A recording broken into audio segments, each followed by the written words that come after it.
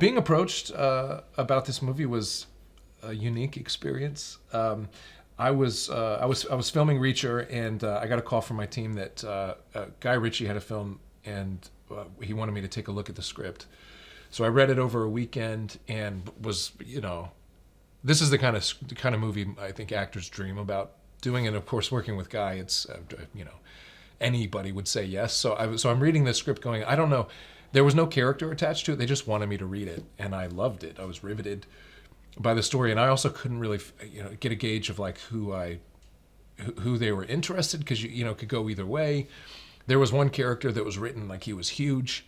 There was another character that I was very interested in because he's kind of he's the character I'm playing now, but he was a badass, and so I was like, I told my team I loved the script, and Guy wanted to jump on a Zoom. So I get on a Zoom with Guy, and usually, there's like a few minutes of chit chat and you get to know each other. And then it's like, okay, so let's talk about this character. Let's talk about this movie. What do you see? What do I see? Is our vision aligned? And there was none of that. He was like, you look like a barbecue kind of. You love barbecues. You want to have a barbecue with me? And I was like, sure, I'd love to have a barbecue with you, Guy, anytime. He was like, do you want to do the movie? I was like, sure, I'd love to do the movie if you would like for me to do the movie.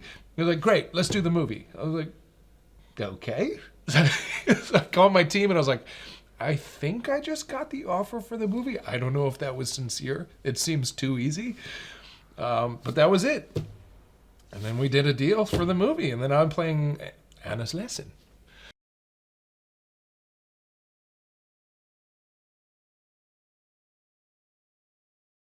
When I started studying these characters, I read 3 books about both the character that I play and the Ministry of Ungentlemanly Warfare, these declassified documents in 2012.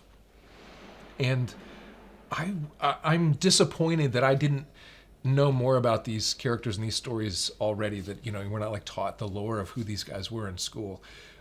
They're so heroic. And I think anytime you have these kind of protagonists that are historical but larger than life, they deserve to be seen in all their glory. The size and scope of what they were, their stature, deserves to be spread across that large screen, I think. So I think it's the only way to see this.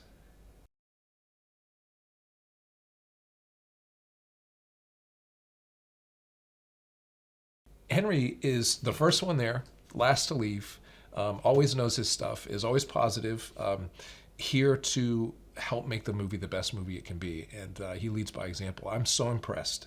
I've got a show where I'm number one, and I understand the pressure that is, the responsibility that is, and how people look to you and then decide what kind of movie are we making based on, what number one's approach is. I'm so impressed by who he is, seeing firsthand how he operates. So I've really enjoyed working with him so far.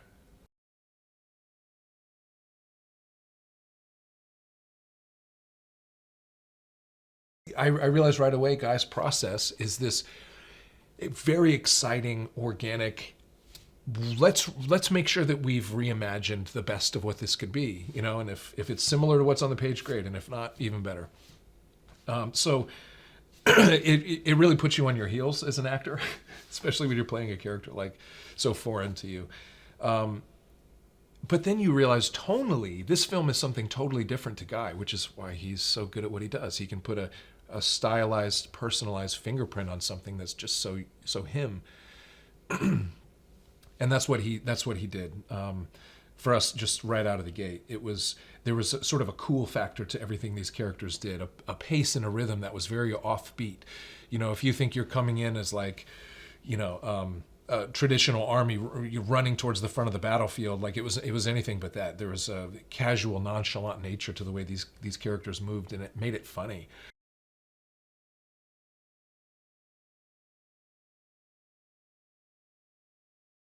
It was great to be out at sea, and I was pulling up to the ship one day with Henry Cavill, and I looked at him and I was like, this it doesn't happen, Only movies like this bring you to places like this, where we look behind us, we've got the mountains of Turkey, these beautiful azure waters, and this old pirate ship that we're pulling up to. I was like, this TV doesn't give you this.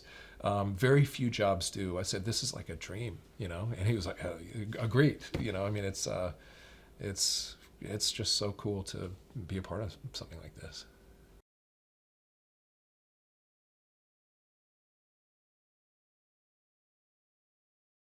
This cast, the main cast that I work with, Cavill, Pettyfer, Golding, and Hero, we've got a group of varying degrees of experience and age, and this a bright demographic. It's the kind of cast you dream about working with in like an ensemble piece like this. But it's when you get to know them as people, this is an egoless bunch who have all figured out a way to craft really distinct, unique voices for their characters, and it's so fun to watch everybody work. There's kind of a mutual love affair. Everybody looks at everybody else's character and they're like, "Oh, that's so good. It's so funny. Oh, you're the best character in this." And I was like, "No, you're the best. I watch you." And I'm like, "This is amazing. I can't wait." And everybody, I think, just can't wait to see everybody else on screen. And that's definitely how I feel. And I think when you get that kind of chemistry, the audience wins.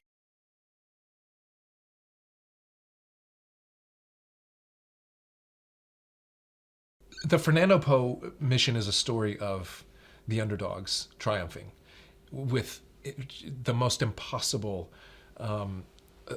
circumstances.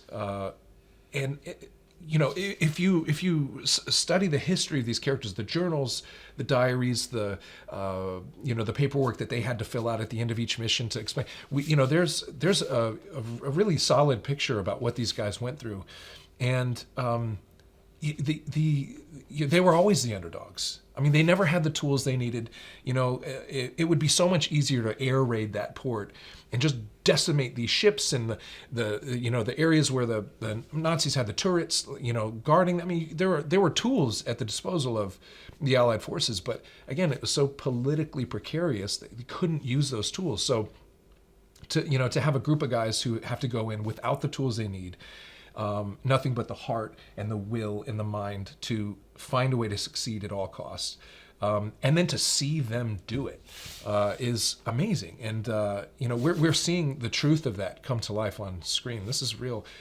This is real heroics. I mean, it's one thing to play it. It's one thing to enjoy it on screen. It's another thing to know that these guys did this. These guys did this. There are real stakes here.